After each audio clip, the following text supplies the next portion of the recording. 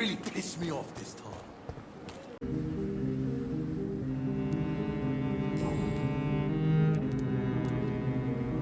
What do you think about this part of town? I was raised here, and I suppose it feels like home. You grew up in this part of town too, did you not? Yes, I was born a few streets away. A small world, is it not? Did you ever imagine that my mother was your neighbor all that time? That you could have met her in a dark alley at night? You won't trick me twice, young lady. We both know Lady Ashbury never hunts or attacks prey at random. Come on, Doctor. Don't tell me you never thought about that possibility. Her fangs on your neck. Oh, are you blushing, Dr. Reid? Is there something that's bothering you? Too much selfishness and individualism for my taste. Even when there was no epidemic. Even if that's partly true, may I remind you that many charitable institutions are financed by the selfish and filthy rich. I suppose you're right. But society must reform and renew itself, or we are all done for. What are you doing out here? You mean, what do I do outside at night since I am a woman? Let me ask you a question, sir. Would you ask the same question of a man? Actually, yes.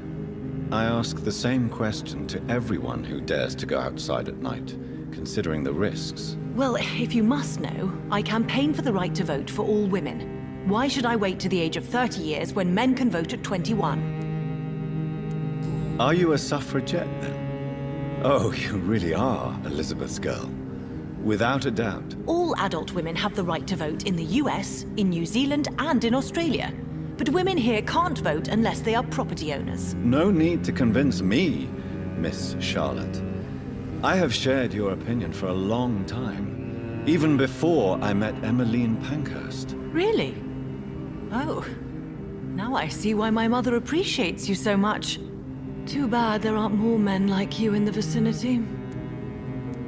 How are the locals reacting to your claims? People here can't wait for a wall to be built to isolate the West End from the rest of town. That's how progressive they are. If this happens, Emily and I will blow it up. Explosives are very dangerous, young lady. And who is this Emily? She is my best friend, and a suffragette too. She was supposed to campaign with me tonight, but hasn't turned up. Have you any reason to be worried about her? Recently, Emily started to believe in... well, she got interested in vampires. I'm afraid she might be in trouble. Let me guess. You spoke to her about us, didn't you? Despite your mother's warning. I think I should try to find your friend. Oh, that would be top-notch. I can tell you where she might have gone. You have my thanks, Dr. Reid. And please, don't tell my mother. Tell me about your adoption. What do you want to know? Who are your real parents? Elizabeth Ashbury is my real mother. She raised me and has taken care of me all my life. I have no idea who my progenitors are or were. Do you live with her? I still spend a lot of time in my mother's mansion, but I have my own house now. I have a life to live, you see? And one day, I'll have my death to face. How did you meet Lady Ashbury? First, I was an orphan in the institution for girls she manages in the West End. When I was 10, she adopted me, and I have lived with her ever since. Did you know she was a vampire when she picked you? The correct word is Ekon, Doctor. And no, I had no idea why my mother only showed up at night. She told me everything when I turned 16, though I suspected the truth for a long time before that. What exactly has your mother told you about me? Your name and profession, obviously, and the mystery about your maker. I'm sorry to hear about what happened to your sister, sir. Mother says it was not your fault. Does it not scare you to know what I am? What your mother is? Why should it? My mother is the most compassionate woman. Must I be wary of her, Dr. Reid? Or you?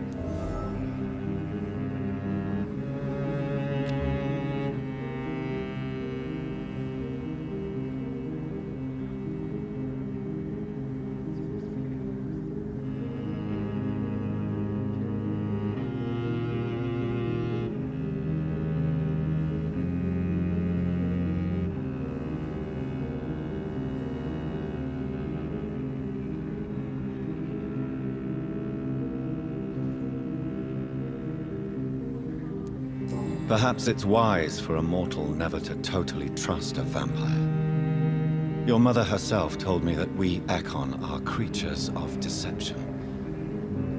Maybe it's because we seem so alive. That may be true for a naive girl, but I have the best teacher when it comes to getting rid of an insistent immortal. Your mother is not like any other vampire I've met. I believe she thinks the same about you, Dr. Reid.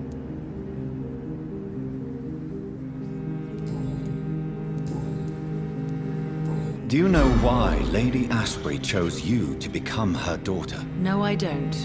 Each time I ask her that question, she smiles and says it's precisely because I dare to ask such questions. Do you ever regret that she chose you? Of course not.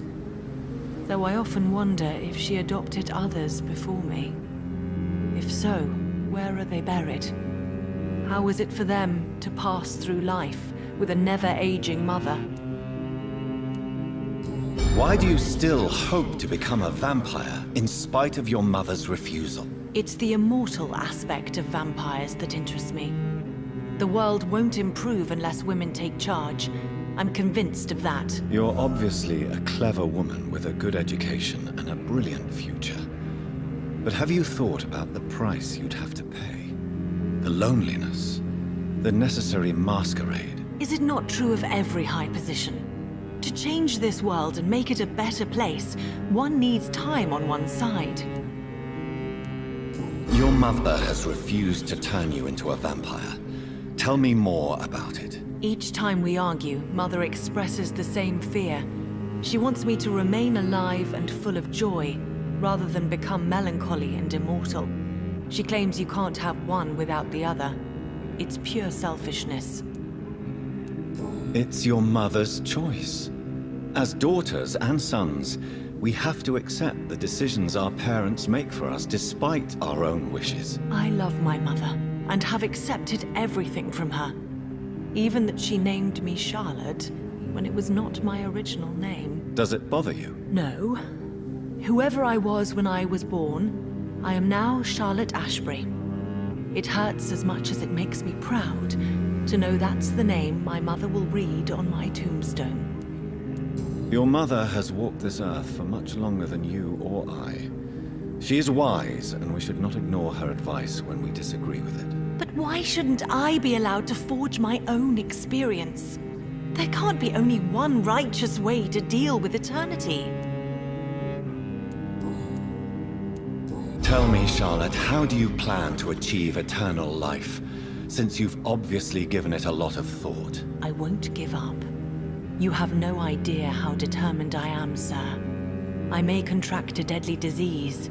I may throw myself under a carriage, just to be saved by her sweet kiss. That's a disturbing answer, young lady.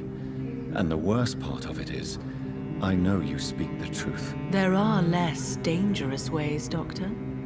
Instead of throwing myself under a horse like Emily Davison, I could just throw myself into your arms. Be careful what you wish for, young lady. I could gaze at you right now and then take you to a shady corner and have my way with you. And leave your carcass to the rats. You wouldn't dare. My mother would know. She'd never forgive you. How could she suspect me? Do you know how many vampires are lurking in the city tonight as we speak? Vampires with a worse sense of humor than mine. Oh, my God. For one second, I thought you actually... Excellent, Dr. Reid. Very convincing. Goodbye, Charlotte. Give my best regards to your mother when you see her. She's been quite busy these last few nights. I suspect you may see her before me.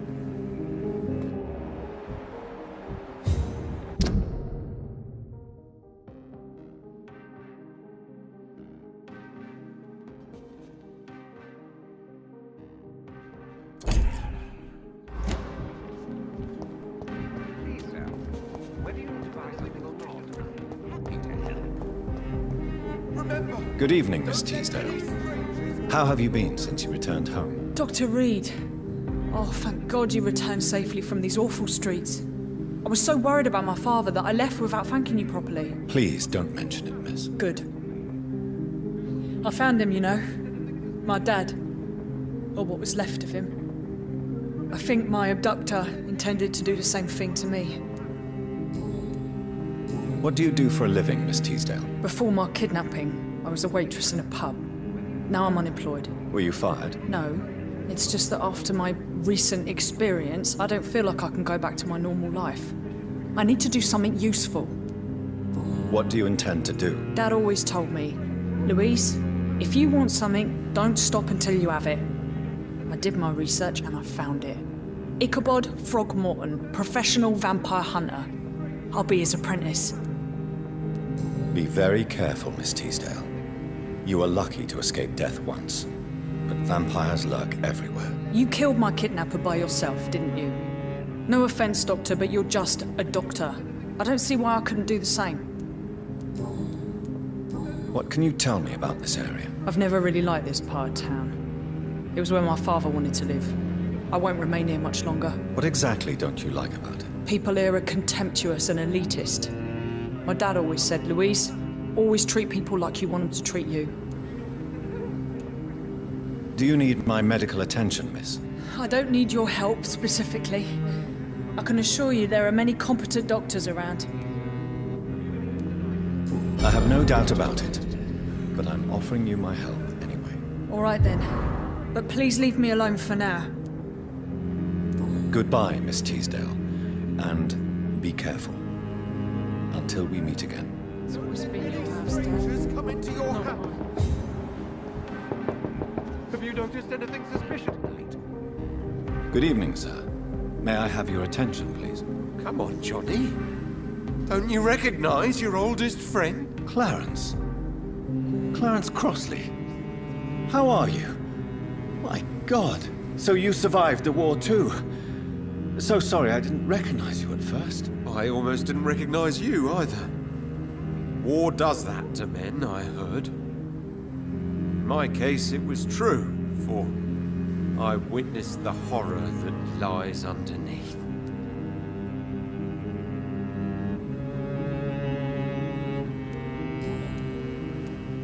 When did you escape the war and return to London? You know what's funny? I almost never think about the war. Not anymore.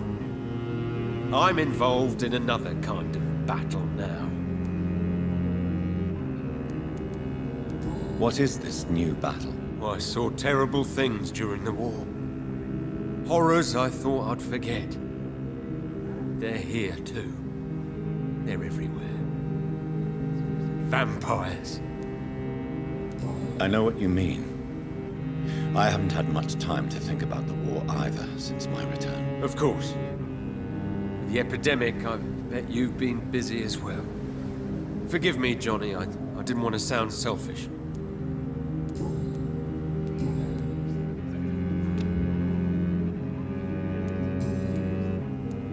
How is your wife, Venus? We've spent so much time away from each other. And so many things have happened. Is everything all right at home? Surely Venus was relieved to see you return from France in one piece. Have you forgot what people are like in this part of town, Johnny? Venus fears for our family reputation. Now her husband has become the village idiot. But you're alive. You returned in one piece and you have a family. How many soldiers can say the same? Believe me, it's not quite that simple. Unlike you, I'm not the man I used to be.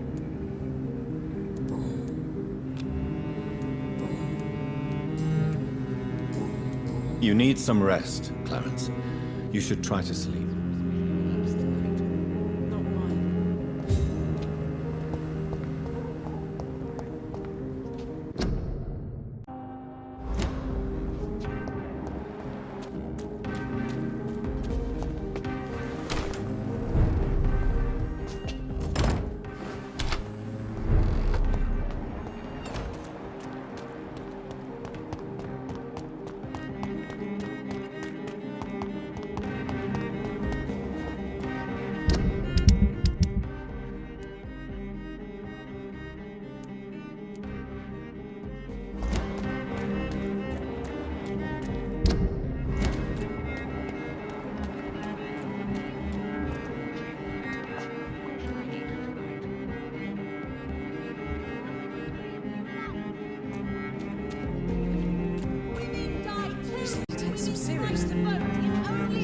Good evening, sir. Please forgive me for disturbing you. I'm a doctor. I never judge a man by his title, but by his attitude. And you are not disturbing me at all. I am Calhoun Russell, and I welcome you. Well, I must admit it's good to receive a warm welcome for once. I'm Jonathan Reid. Welcome, Dr. Reid. Welcome to my humble shop. What can you tell me about this place? I recently found the best steak and kidney pie in the city. I'd be glad to share the address if you want. Finding a good restaurant? Is that really all that interests you? Oh, I have many passions, but nothing brings me ecstasy like subtle and exquisite flavors from my teeth to my belly. I must confess, I have quite specific tastes when it comes to nutrition. Really? Well, I'm always happy to try new exotic meals. If you ever find an intriguing table, please share the address. How is the situation in this part of town? Life is good and peaceful. We're lucky to live in such an era of progress and wonders. Are you not concerned about the epidemic? Oh, I'm sure the authorities would take the appropriate measure if the danger were that high.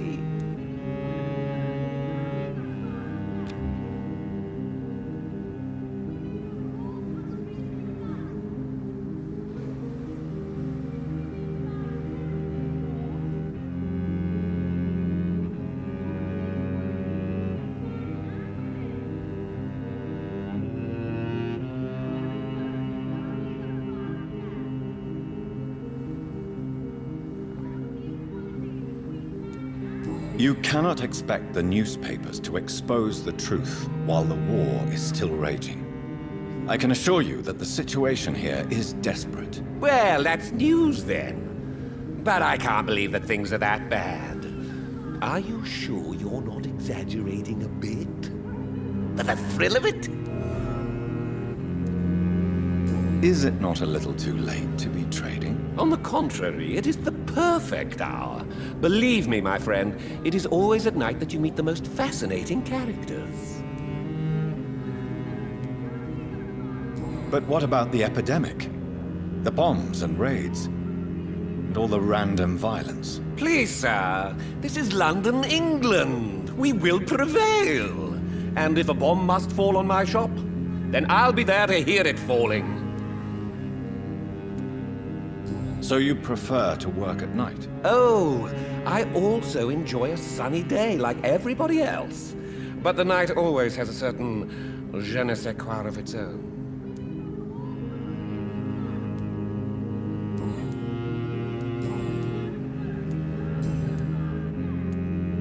Do you have any family nearby? Not since my parents died. I'm London's lone gourmet. London's Lone Gourmet. What a strange title. I used that name in my early years when I was a food critic, and I kept it. Really? But you seem to be such a pleasant and sociable fellow. I'm afraid the real hedonist has to be sometimes. I discovered ecstasy as a solitary pleasure, but it does not mean it can't ever be shared.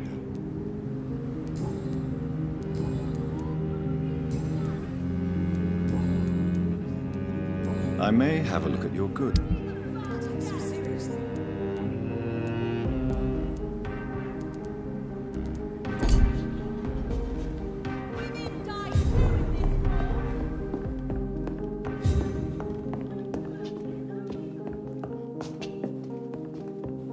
It's locked, all right.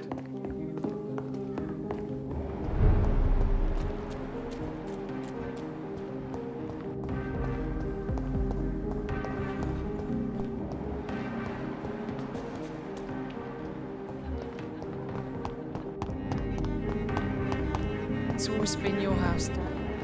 Not mine. Good evening, old. I won't. Do you need medical... It's a little late for... What can I say? I hope we're talking about the same habits. You need some rest. Why can't I forgive you, Father?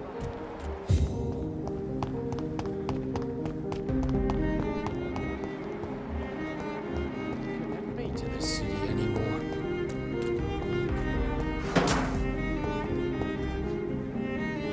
We meet again, Mr. Kimura, in a more peaceful situation. Dr. Reid, still visiting London by night? We must both be nocturnal animals, you and I. After your captivity, I thought you'd be more cautious. Breathing the cold night air helps calm my mind, sir.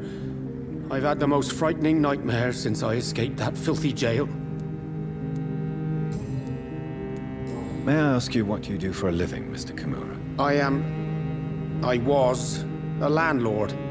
A wealthy one. And not a very kind one, I realized recently. Why this sudden epiphany?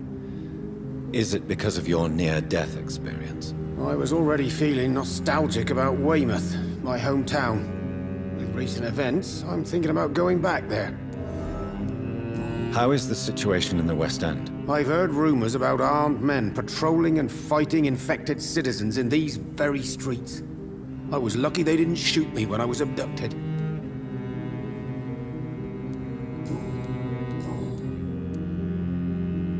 Why are you so nostalgic for your hometown, Teadale? I was focused so much on making money, I almost forgot that my relatives and friends are threatened by this epidemic.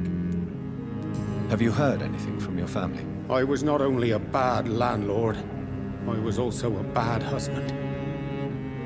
I've not seen my wife and son for years. Busy, busy, busy. At least now you're ready to go back and see them. But don't be surprised if your son bears a grudge, sir. You make it sound like you suffered from an absent father yourself, Dr. Reid. Well, I'll keep your warning in mind. Have you no friends at all? Over the years, I'm afraid my greed turned me into my friend's adversary, while I became friends with my professional rivals. Those you grew up with didn't share your views on money and success. Would you believe I was once a member of poetry circles and an astronomy club? We were young, such joyful dreamers then.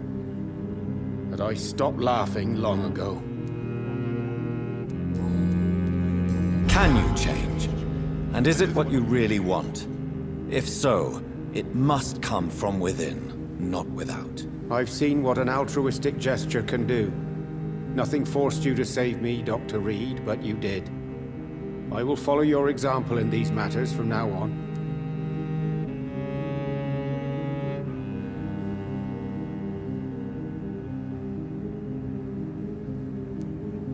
There is no need to thank me.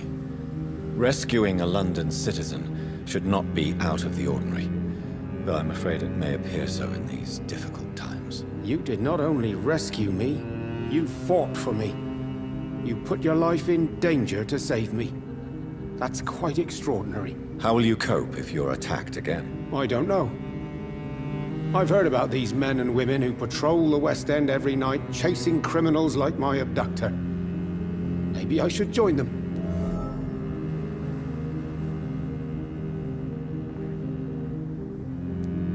What can you tell me about your abduction? If you really want to know, I was locked in that building for 3 or 4 days. My jailer was insane, mumbling about sacrifice and voices. And why didn't he sacrifice you? That was the weirdest part. He claimed to spill blood was not enough. It had to be done when some stars were aligned. Which stars? That's the whole point. He wanted me to talk to him about some Red Queen configuration or constellation. I've never heard of such an astronomical term. What did he say about voices? He constantly whined about the voice of his master, ordering him to do terrible things. He wanted to silence the voice by offering blood. My blood.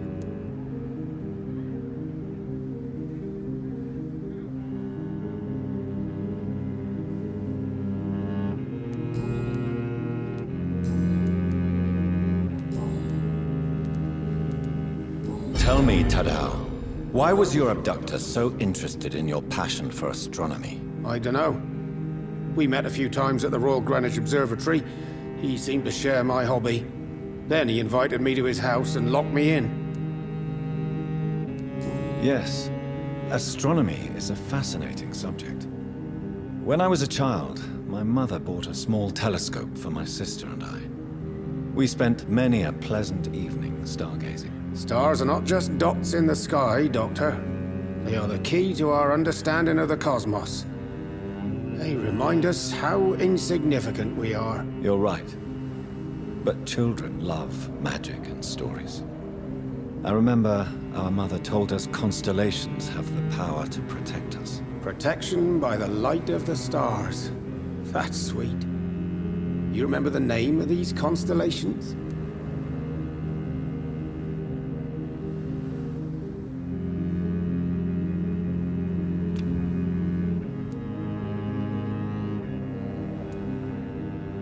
Draco.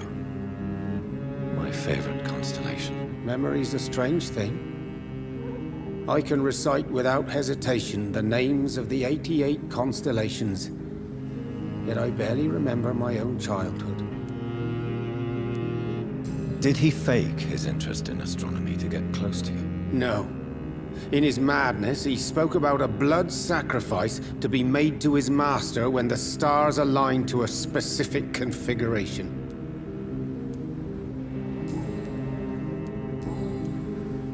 Goodbye, Mr. Kimura. Take care. I almost forgot what it feels like.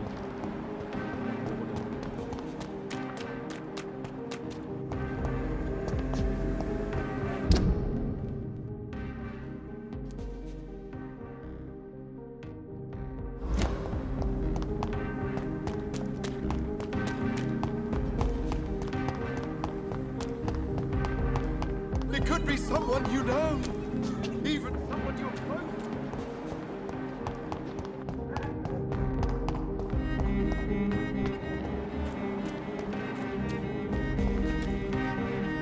Good evening, miss. Can I help you? I'm a doctor. Dr. Jonathan Reid. I am Karina Billow. I don't need any doctor. The rats. Where are the rats? Miss, you don't seem well at all. Are you afraid of rats? Has one bitten you? No, it's me who bites them. Tasty, juicy, disgusting rats. I can't stop eating them. Help me, please. Help me to disobey the voice. What happened to you? The rats. The answer hides in their little crunchy bones. Their juicy, tiny brains. Miss Billow, please, try to concentrate.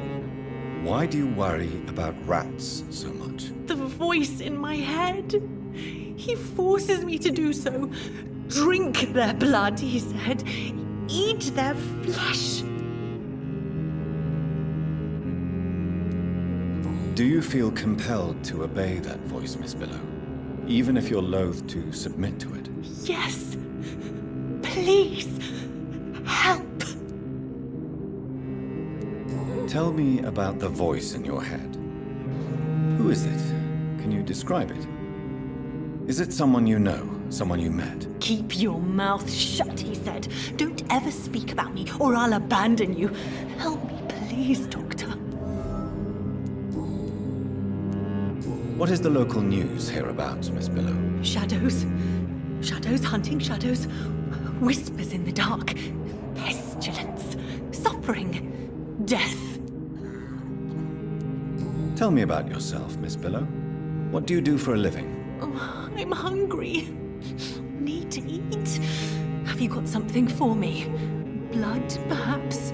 Can you give me blood, Dr. Reid? Don't you remember who you are, miss? What you did for work? I was strong, proud. I campaigned for good causes. But that was before. Before. It does not matter anymore. I'm so hungry.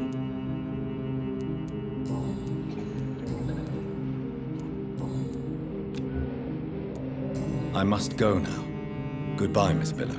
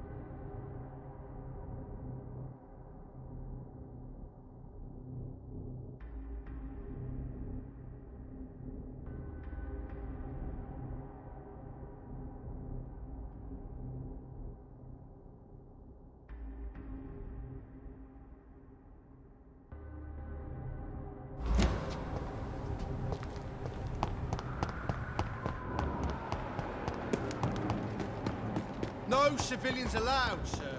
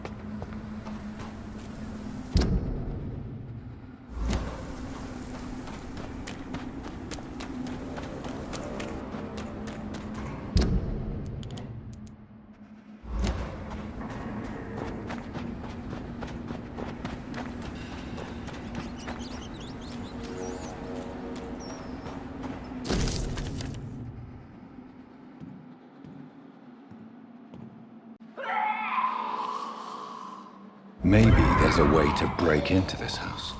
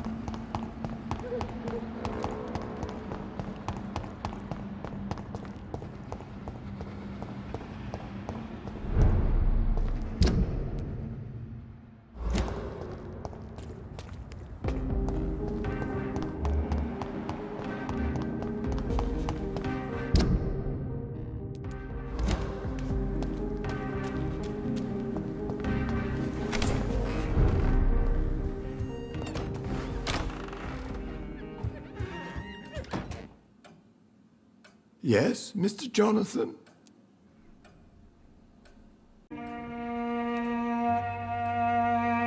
Avery, I finally deciphered my father's puzzle.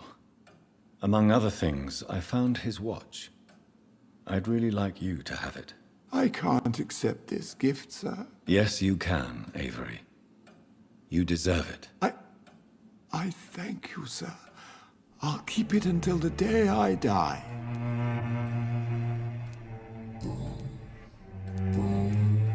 Goodbye, Avery. Please watch over my mother until I return. Of course, Mr. Jonathan. But please return as soon as possible.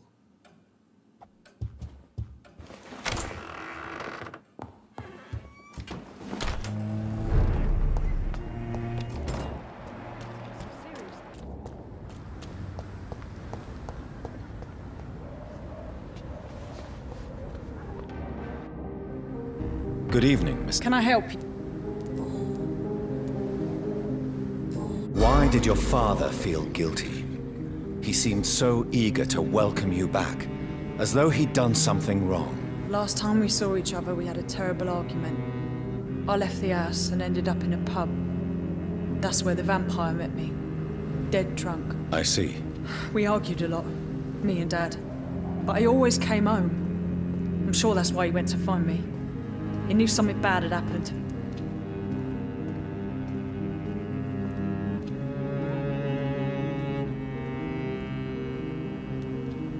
Your father never gave up on you.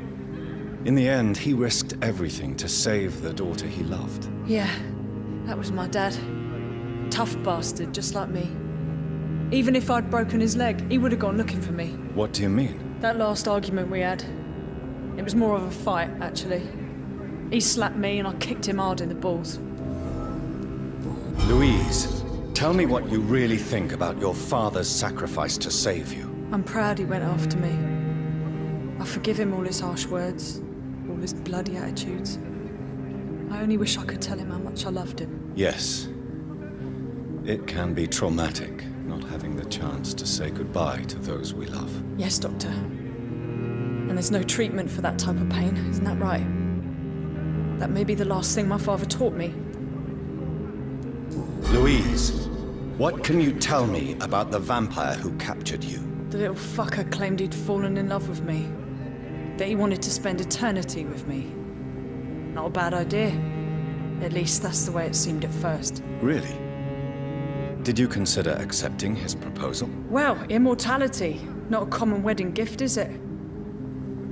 I think he just wanted to have his way with me. Can vampires even fuck, Doctor? What? Well, I really can't answer that. Well, since they are creatures of blood, physically speaking, I suppose an erection is possible, but Don't be embarrassed, Dr. Reid. I was just asking.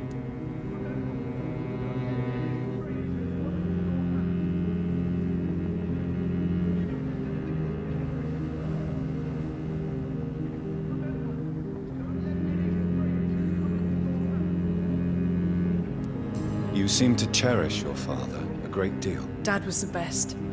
He kept an eye on me, but let me make my own mistakes. Louise used to say, mistakes are the best teacher. You would have liked him. I'm sorry you didn't have the opportunity to say goodbye. That's all right. He's buried in consecrated ground now. Nothing bad can happen to him.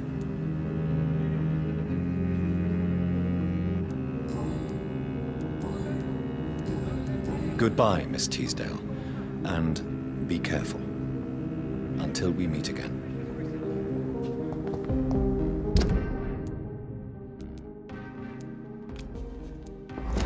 Remember, don't let any strangers come into your house. Why can't I forgive you, Father?